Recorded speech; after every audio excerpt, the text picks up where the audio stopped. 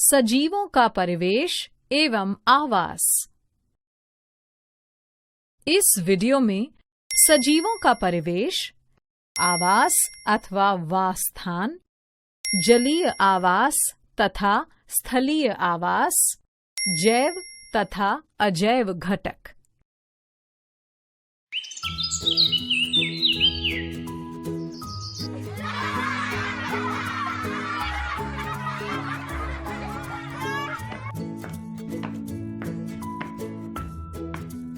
नमस्ते संपर्क दीदी। नमस्ते बच्चों, कैसे हो तुम सब? हम सभी ठीक हैं दीदी। तो कैसी रही तुम सबकी छुट्टियाँ? कहीं घूमने गए थे या नहीं? छुट्टियों में तो बहुत मजा आया दीदी। मैं अपने परिवार के साथ मनाली घूमने गई थी। मैं तो इस बार 2 जगह घूम कर आया हूँ, एक केरल और दूसरा जैसलमेर। अरे वाह, इसका मतलब कि तुम सब ने छुट्टियों में खूब मस्ती की। हाँ दीदी, बहुत मजा आया। अच्छा, तो फिर हमें भी बताओ कि तुम दोनों ने वहाँ क्या क्या देखा? मनाली में तो मैंने ब्यास नदी और हरे भरे पहाड़ देखे दीदी। वहाँ बहुत सारे बड़े बड़े पेड़ थे। माँ ने बताया था कि वो चीड़ और देवदार के पेड़ थे। वहाँ पर तो बहुत ठंड भी थी। मैं तो ठंड से कांप रही थी। अच्छा, तुमने क्या क्या देखा खोजी जैसलमेर में? जैसलमेर में ऊंचे ऊंचे रेत के टीले थे। वहाँ पर ज्यादातर कैक्टस और नागफनी के ही पौधे दिख रहे थे। और वहाँ पर तो गर्मी भी बहुत थी। मुझे तो बार बार पसीना आ रहा था और बहुत प्यास भी लग रही थी। और केरल में क्या क्या देखा वो भी तो बताओ खोजी। केरल में तो मैंने समुद्र देखा दीदी। वहाँ पर नारियल के पेड़ भी थे। हमने नारियल पानी भी पिया। केरल में भी ज्यादा गर्मी थी क्या खोजी? नहीं दीदी, वहाँ पर तो न तो ज्यादा गर्मी थी और न ज्यादा ठंड, इसलिए वहाँ पर मुझे ज्यादा मजा आया। अच्छा, तो तुम सब ने वहाँ पर कुछ जीव जंतु भी तो देखे होंगे ना? उनके बारे में भी बताओ। जैसलमेर में ऊंट और केरल में केकड़े, मछलियाँ और कछुए थे दीदी। मैंने तो याक और भेड़ें देखी मनाली में। मतलब तुम लोग अलग अलग परिवेश वाली जगहों पर घूम कर आए हो। परिवेश? हाँ, वो क्या होता है संपर्क दीदी? खोजी, परिवेश 2 शब्दों के मेल से बना है।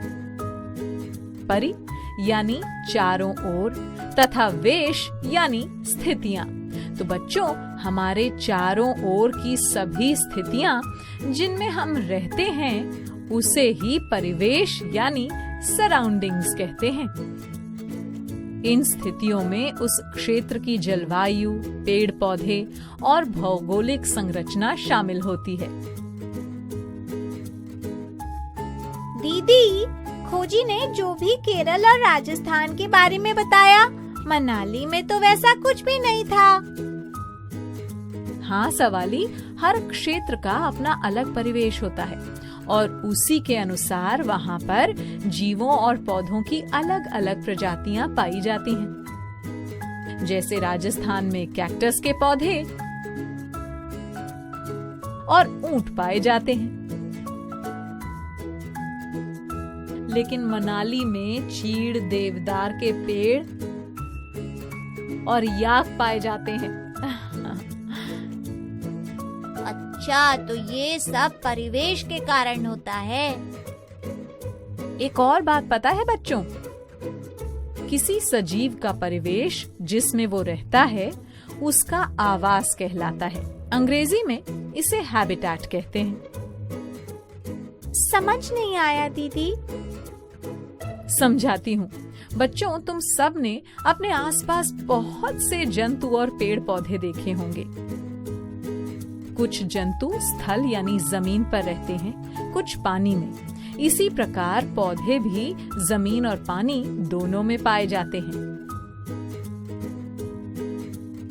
रेतीली जमीन में भी जंतु और पौधे रहते हैं दीदी। हाँ खोजी, उसे मरुस्थल या रेगिस्तान कहते हैं। अंग्रेजी में इसे डेजर्ट कहते हैं। मरुस्थल भी स्थल का ही भाग है, समझे? हाँ दीदी। तो बच्चों, कोई सजीव जिस स्थान पर रहता है, चाहे वो स्थल हो या जल, वही उसका आवास कहलाता है। इसे वासस्थान भी कहते हैं। अंग्रेजी में इसे हैबिटेट कहते हैं। तो हमारा घर भी हमारा वासस्थान ही हुआ ना दीदी? हाँ सवाली, पता है बच्चों, अपने भोजन, वायु, रहने के स्थान और अन्य आवश्यकताओं की पूर्ति के लिए जीव आवास पर ही निर्भर करता है। उसे सभी चीजें वहीं से मिलती हैं। क्या विभिन्न प्रकार के जीव जंतु एवं पौधे एक ही आवास में एक साथ रह सकते हैं दीदी? हाँ खोजी, रह सकते हैं। तुम सबने देखा होगा कि तालाबों में मछलियों और कुछ अन्य जीवों के साथ साथ कुछ पौधे भी उगे होते हैं। ये सब एक ही आवास में पाए जाते हैं। हाँ दीदी, हमारे गांव के तालाब में भी कमल के फूल और मेंढक दोनों हैं। एक और जरूरी बात बच्चों, किसी आवास में पाए जाने वाले सभी सजीव यानी जीवित प्राणी जैव घटक यानी बायोटिक कंपोनेंट कहलाते हैं। जैसे पौधे तथा जंतु जीवित होते हैं, इसलिए वे जैव घटक होते हैं। मतलब समुद्र के किनारे नारियल के पेड़ भी जैव घटक हुए हैं ना दीदी? हाँ खोजी, इनके अलावा चट्टाने, मिट्टी, हवा आदि निर्जीव यानी जो जीवित नहीं होते, वे वस्तुएं अजैव घटक कहलाती हैं। अंग्रेजी में इन्हें एबायोटिक कंपोनेंट कहते हैं। मतलब पानी भी अजैव घटक है ना दीदी? सही कहा सवाली। तो बच्चों, अब तुम सब समझ गए ना परिवेश और वास स्थानों के बारे में? हाँ दीदी, अब हम समझ गए कि किस प्रकार अलग अलग परिवेश के अनुसार जीवों को अलग अलग समूहों में बांटा जाता है। और ये भी समझ गए कि अलग अलग जगह पर अलग जीव क्यों पाए जाते हैं।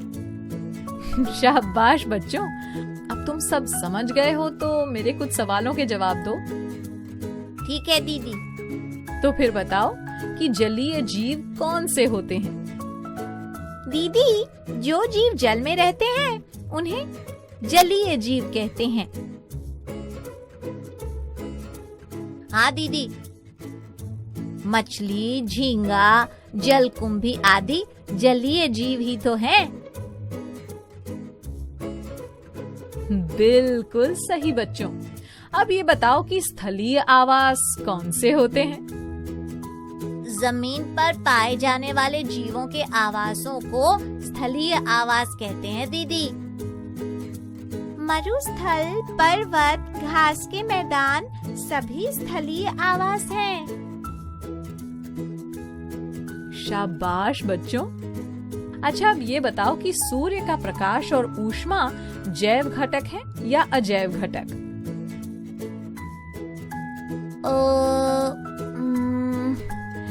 आप ही बता दीजिए ना संपर्क दीदी। बच्चों, मैंने बताया था ना कि निर्जीव वस्तुएं अजैव घटक होती हैं, तो सूर्य का प्रकाश और ऊष्मा भी तो निर्जीव ही हैं, इसलिए वे भी अजैव घटक ही हैं। अरे हाँ, अब याद आ गया। तो बच्चों, आज हमने सजीवों के परिवेश और उनके आवासों के बारे में जाना। अब मैं चलती हूँ, बाकी बातें फिर कभी करेंगे। चलो, अब संपर्क भैया से मिलो। मैं आया आया आया आया आया।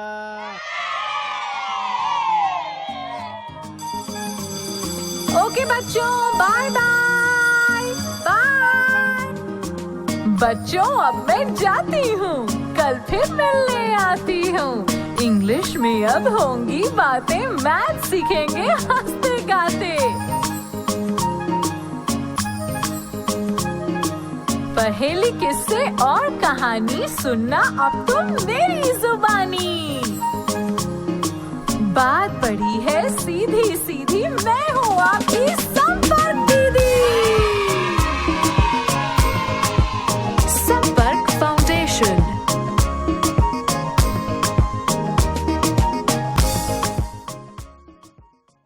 आपको ये वीडियो देखकर मजा आया ना?